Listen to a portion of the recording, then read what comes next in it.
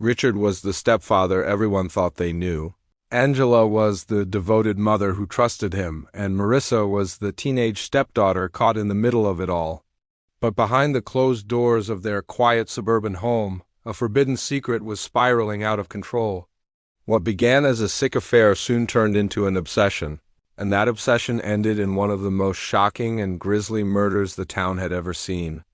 This is the story of betrayal, lust, and a family torn apart from within.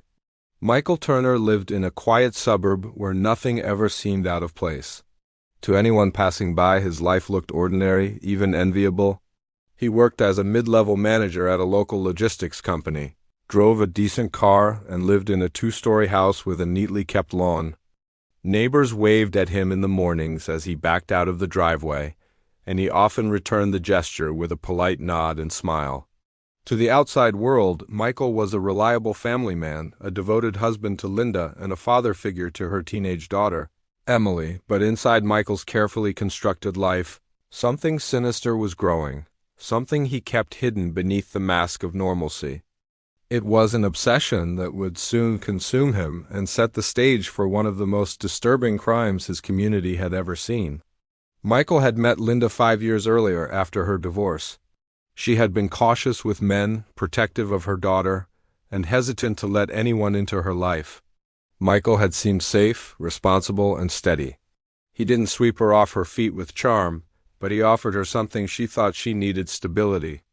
When they married, Emily was only 13, shy and quiet, still adjusting to life after her parents' separation. At first, Michael played his role convincingly. He provided for the household, attended Emily's school events, and always spoke about family values. He was the kind of man Linda's friends assured her was a good choice. But beneath the surface, Michael wasn't simply interested in being a good husband and stepfather. He was studying Emily, watching her grow, and with every passing year, his attention toward her shifted from paternal to something far more disturbing. By the time Emily turned 16, Michael's behavior had changed in ways subtle enough to avoid suspicion, but dangerous enough to show where his thoughts were drifting. He found excuses to linger near her, offered her rides to and from school even when she didn't need them, and inserted himself into her personal life. He scrolled through her social media late at night, memorizing her photos and interactions with friends, feeding an obsession that no one else could see. He justified it to himself as curiosity, as care for her well-being, but he knew deep down what he was doing was crossing lines. Each time Emily smiled politely at him or said goodnight, his fixation grew stronger, twisting into something he could no longer control.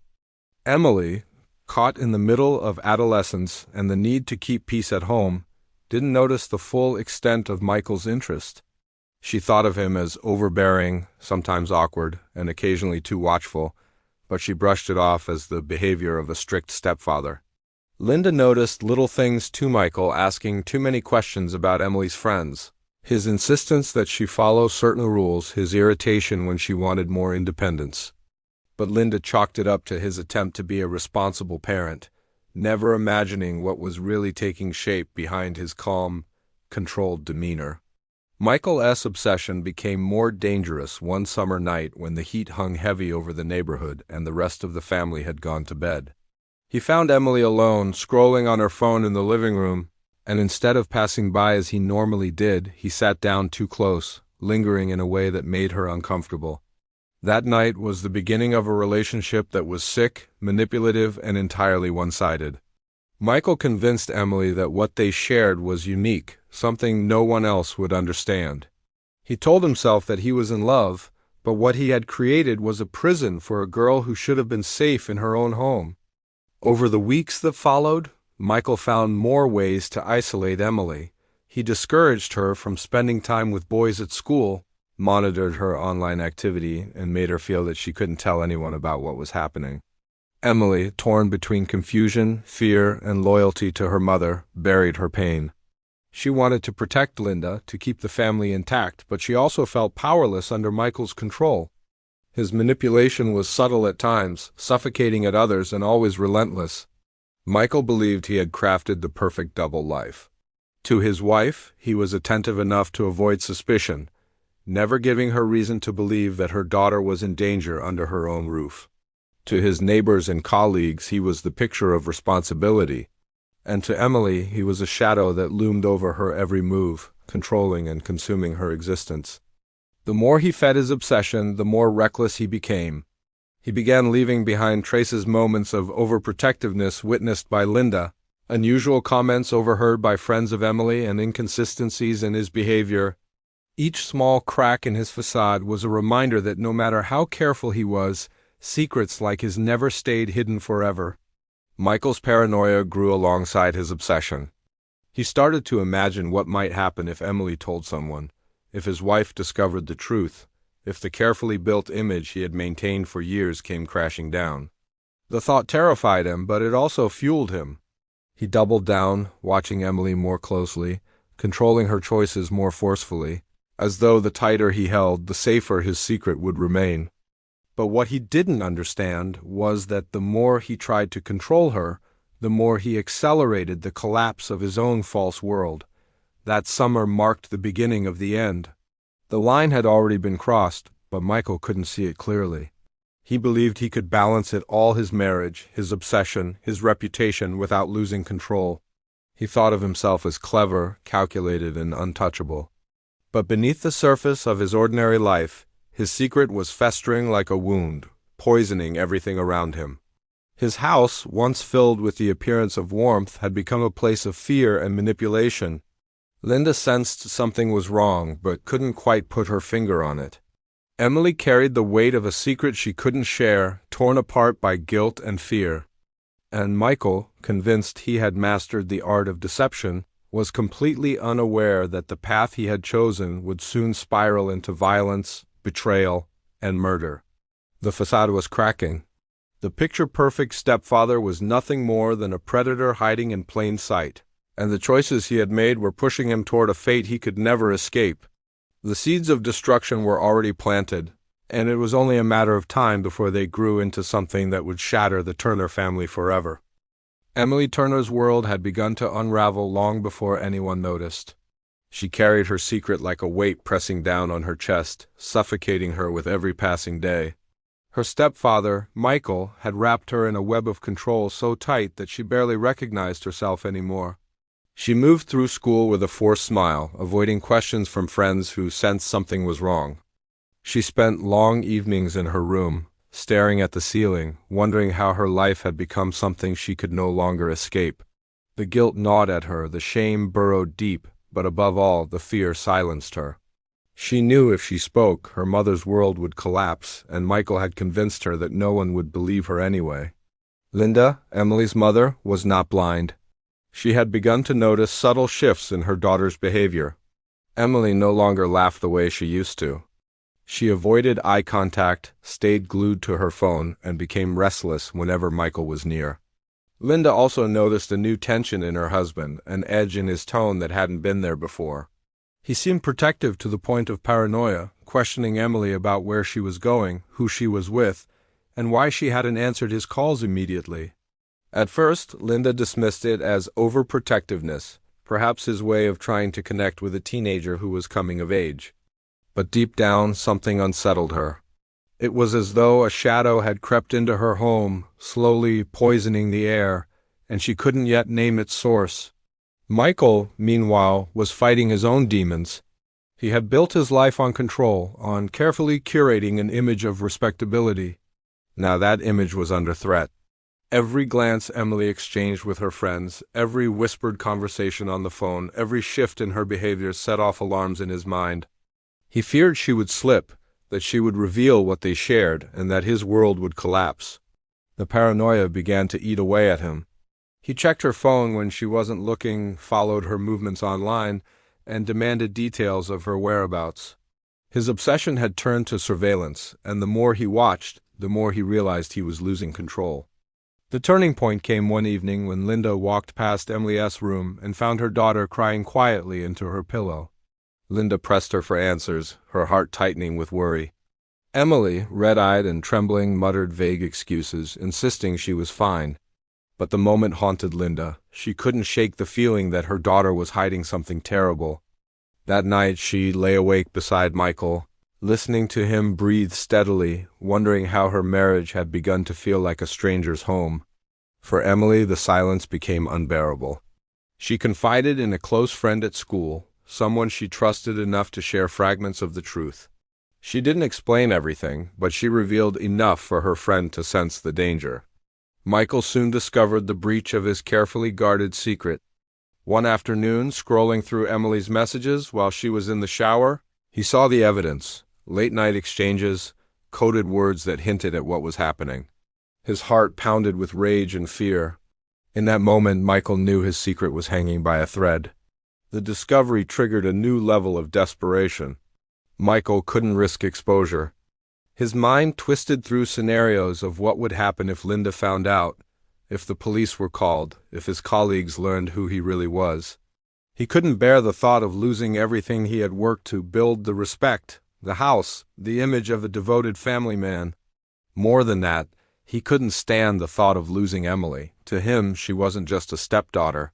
She was his possession, his obsession, and he would do anything to keep her under his control. Michael's paranoia turned into anger.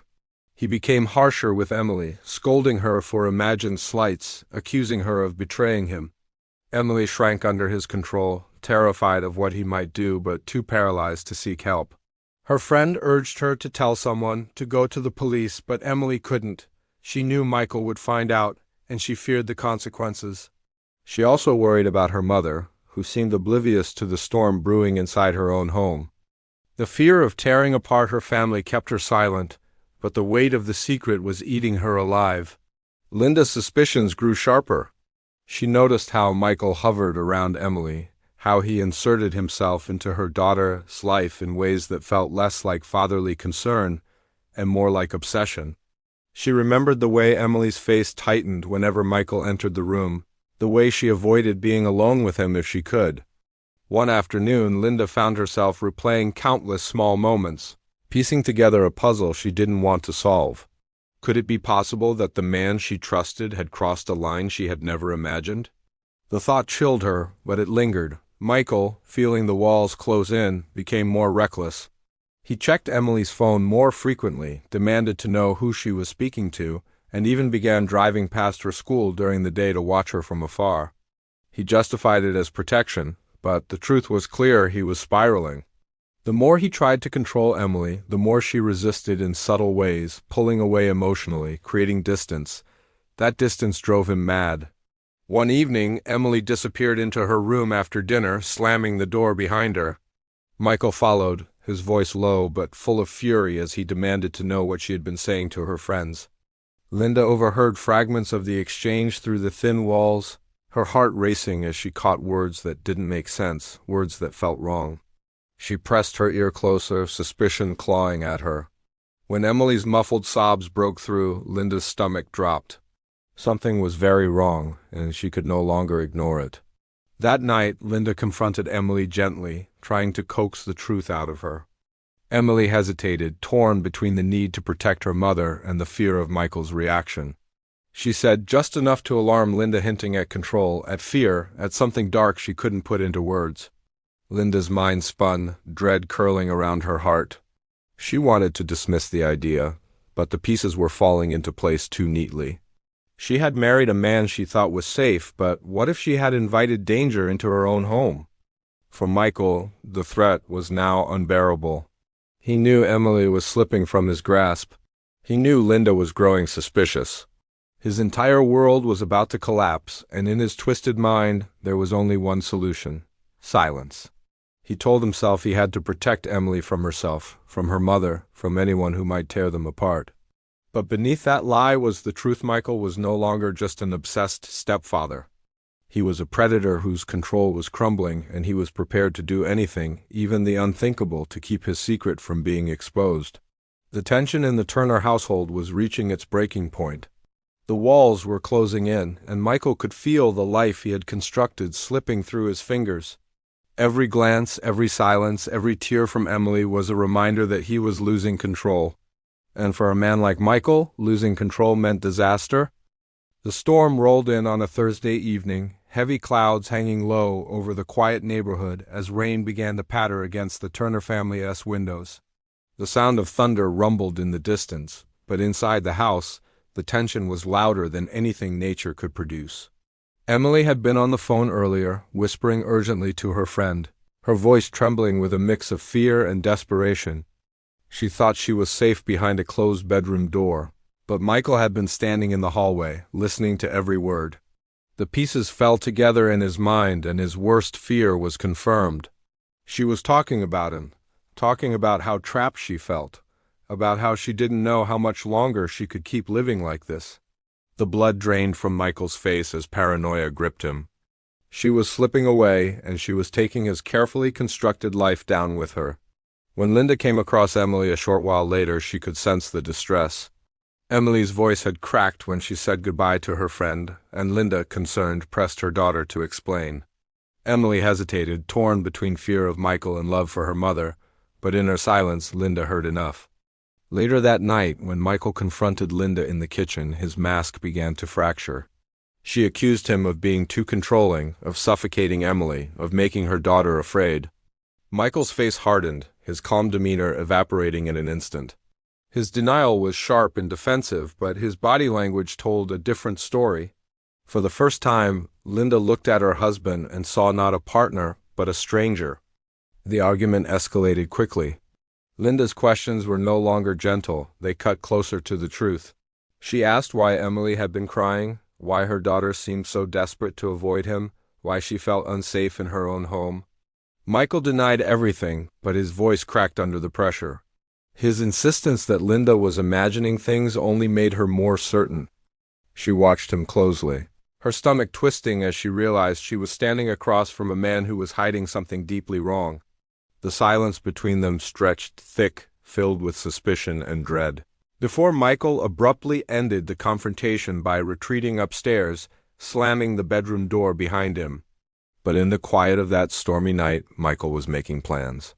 He lay awake, staring at the ceiling, thoughts racing faster than the rain against the windows. He told himself he had to act, that Linda was too close to the truth, that if she discovered the full extent of his relationship with Emily, everything he had worked to build would be destroyed. He imagined the humiliation, the loss of control, the collapse of his reputation. The fear was suffocating, but underneath it burned something more dangerous, determination. He convinced himself that the only way forward was to eliminate the threat. In his mind, Linda was not just his wife, she was now an obstacle to his obsession. Over the next 2 days, Michael's demeanor shifted.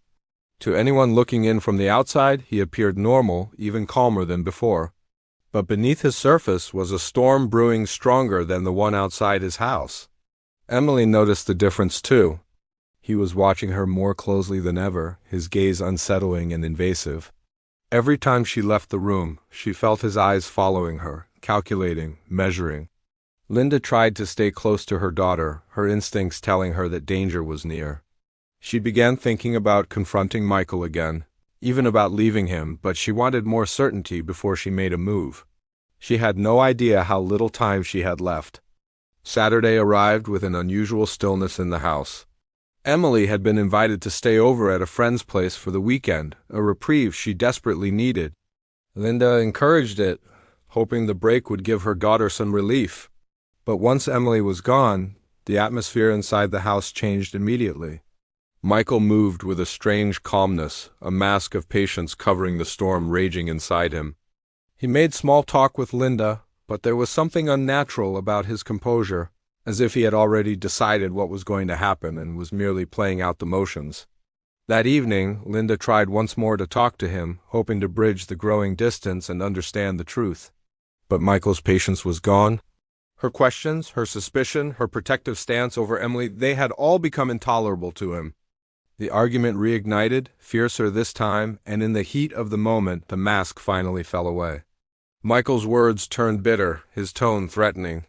For the first time, Linda saw the raw danger that had been lurking beneath his surface all along. The fight ended abruptly, but not because they resolved anything. It ended because Michael made a choice. When Linda stormed away toward the garage, perhaps to get space or to leave the house for a while, Michael followed her.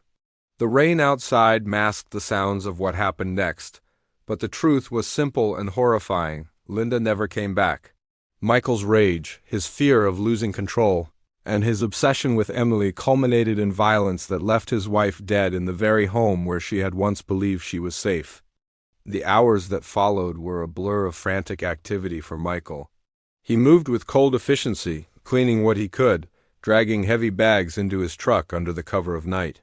Neighbors later recalled the odd sight of him moving in and out of the garage during the storm, soaked by rain but determined, his face expressionless. To anyone watching from their windows, it might have seemed like a man doing chores, but the truth was far darker. By morning, Michael had prepared his story. He told himself it would work, that people would believe Linda had left after an argument, that no one would suspect him. He rehearsed the lines in his head, convincing himself he could outsmart the questions that were bound to come. But even as he crafted the lie, cracks were already forming. Linda's friends knew her too well to believe she would abandon her daughter without a word. Emily, though unaware of the full extent of what had happened that night, felt an instinctive dread settle in her chest when she returned home to find her mother missing. Michael played his role as calmly as he could, telling neighbors and anyone who asked that Linda had left that she needed time away. But the tension in his voice, the way his eyes darted when questioned, betrayed him. The perfect life he had tried to maintain was beginning to unravel, and though he clung to his lies, the truth was already leaking out into the cracks. What Michael didn't yet know was that his crime, carefully hidden in his own mind, had left behind traces that investigators would soon uncover. The storm outside had passed by Sunday morning, but inside the Turner household, a different kind of storm had just begun. Michael thought he had silenced the threat, but in reality, he had only set into motion the chain of events that would expose him completely. The search for Linda Turner began quietly, almost hesitantly, as friends and co-workers realized she had not shown up where she was expected. Linda was known for her reliability. She never skipped shifts at the dental office where she worked, and she always answered her phone. When her calls went to voicemail for 2 days straight, her closest friend, Karen, began to worry. At first, Michael explained her absence with calm indifference, claiming that Linda had stormed off after an argument. He suggested she needed time alone, that she had gone to clear her head, but Karen knew Linda better than that. She had confided her suspicions about Michael in hushed tones during their last coffee together. She had hinted at growing unease in her own home, the kind of unease that no amount of small talk could disguise. When Karen called the police to request a welfare check, she had no idea how deep the darkness inside the Turner household really went. When investigators first spoke to Michael, he remained calm, almost rehearsed. He repeated the same story. Linda had left after a disagreement, and he assumed she would return when she was ready. His delivery was steady, but something about his demeanor unsettled the officers. He showed no real concern, no urgency to find his wife. His indifference clashed with the picture painted by Linda's friends, who described her as devoted to her daughter and unlikely to leave without explanation. As the days passed, detectives began to peel away the layers of Michael's carefully constructed facade. They started with his phone records, tracing his movements on the night Linda vanished. Gaps appeared, hours unaccounted for, and late-night calls that seemed out of place. They examined his financial history and found large cash withdrawals in the days surrounding her disappearance. Each discovery raised more questions, tightening the net around him. The most damning evidence came from inside the Turner home itself. A forensic team combed through the garage and found faint traces of blood on the concrete floor. Faint enough to suggest someone had tried to clean it, but not thorough enough to erase it completely. A set of tools, scrubbed and smelling strongly of bleach, seemed out of place on the workbench. The scent of chemicals hung in the air, unmistakable to the trained investigators. Michael's explanation, that he had been cleaning up after a home project, rang hollow against the evidence of something far more sinister. Meanwhile, Emily found herself at the center of a storm she had dreaded for months.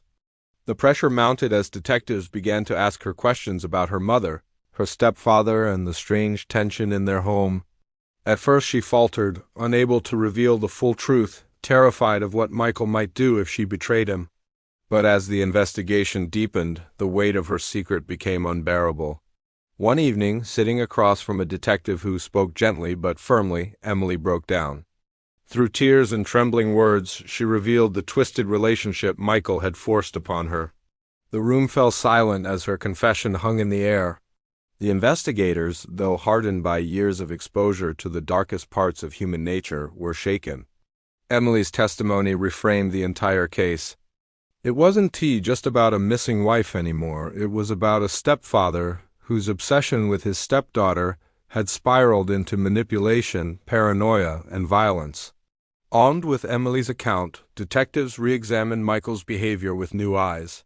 They noticed how his responses to questions about Linda quickly shifted into defensiveness, how he deflected conversations about his marriage back to trivial arguments.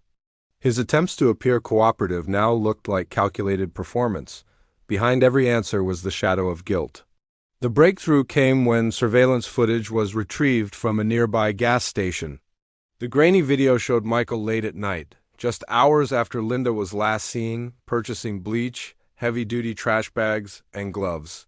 He looked tense, his movements hurried, his eyes darting toward the camera as though aware he was being watched.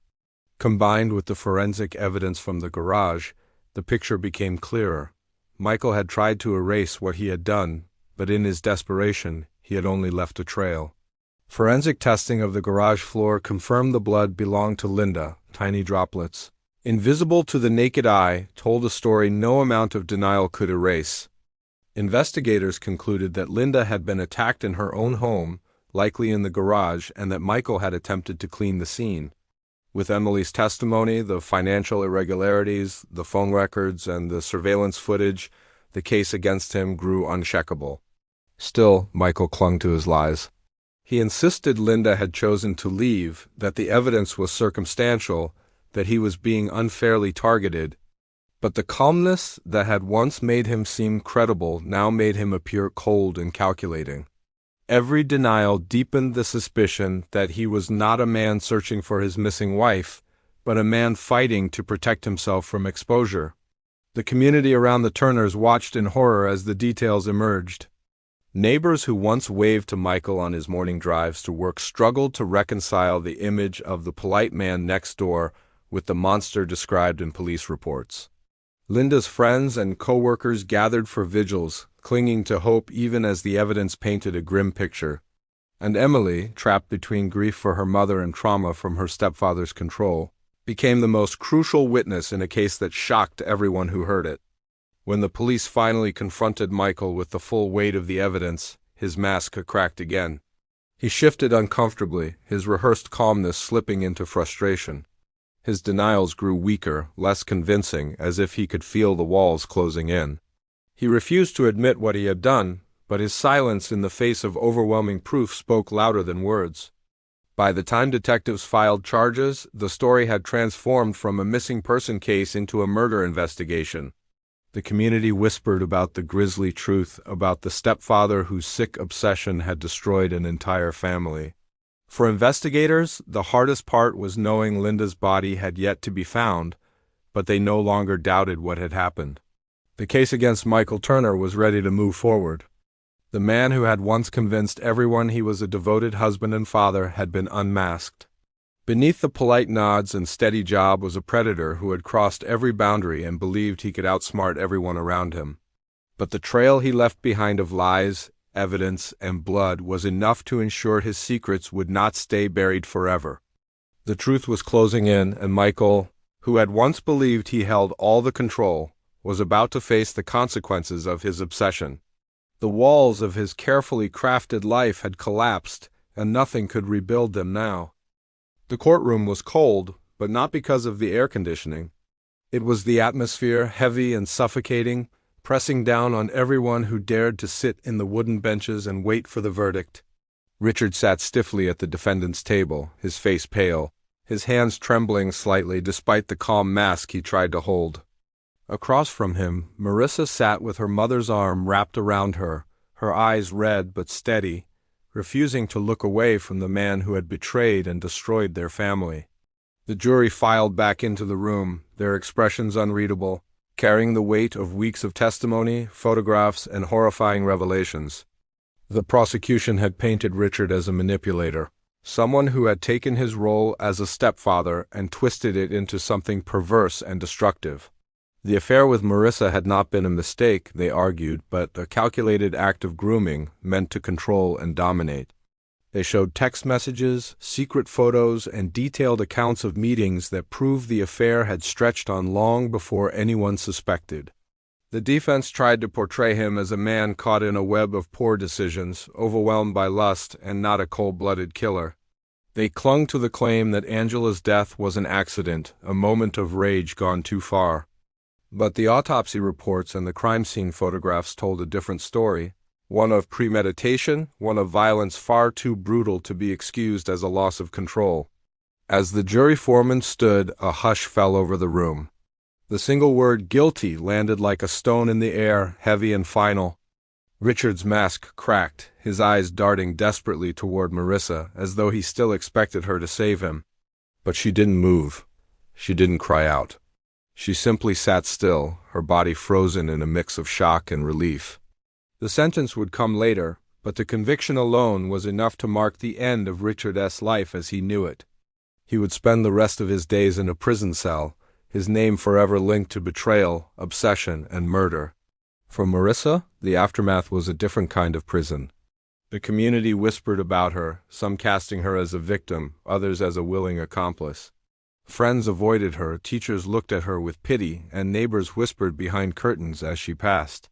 She was just 18, but her life had been twisted beyond recognition. She moved out of her mother's house, unable to bear the weight of the memories that lingered in every corner, from the kitchen where her mother once cooked to the living room where Richard's shadow seemed to remain. Therapy sessions became routine, though no amount of counseling could erase the scars of what she had endured. Her mother tried to repair what had been broken between them, but trust, once shattered, did not rebuild easily. The town itself never forgot the crime. True crime shows reached out, reporters wrote articles, and online forums picked apart every detail of the case. Richard's name became infamous, a warning to families about the dangers that sometimes lurked within their own homes. The sick affair and the grisly murder were retold again and again, turning into a dark legend in the quiet suburban neighborhood where it all began. The street where Angela had died felt haunted, her memory lingering in every whispered story and every glance at the house she once called home. But beneath the sensationalism there was a deeper tragedy. A mother's life had been cut short not just by a man's hands, but by his betrayal of the role he was meant to play. He was supposed to protect his family, guide them, and keep them safe. Instead, he destroyed them from within. A young girl had her innocence stolen, manipulated into something she could never fully understand until it was too late. And a community was left shaken, forced to confront the uncomfortable truth that evil does not always come from strangers. It can grow quietly within the walls of one's own home. Years later, Marissa would still struggle to define her life outside of what happened. The shadows of her past followed her, sometimes appearing in her nightmares, sometimes in the mistrust she carried into new relationships. She spoke rarely about Richard, only when pressed, and even then her words were clipped, her voice hollow. Her mother eventually moved away, leaving behind the house and the memories, trying to rebuild in a place where the stares and whispers could not follow. Together, though fractured, they tried to piece their lives back together, step by fragile step. Richard's fate was sealed behind bars, where he became just another number in a system filled with men who thought they could bend the rules of morality to fit their desires. He tried to appeal, tried to twist the narrative once more, but the evidence was too strong and the crime too brutal to ignore. His name became nothing more than a cautionary tale, repeated in prison walls and documentaries alike. The affair that began in secrecy had ended in blood. The murder that tore a family apart left ripples that extended far beyond a single household. And in the end, what lingered most was not the scandal, not the whispers of betrayal, but the loss of a woman who had trusted the wrong man to stand by her side. Angela's death stood as the silent reminder of what happens when trust is shattered, when boundaries are crossed, and when desire curdles into violence. The story of Richard, Marissa, and Angela became one of those true crime tales that never truly fades, because it holds a mirror to the darkness that can exist in the most ordinary of places, hidden behind the facade of a family that seemed whole until it wasn't.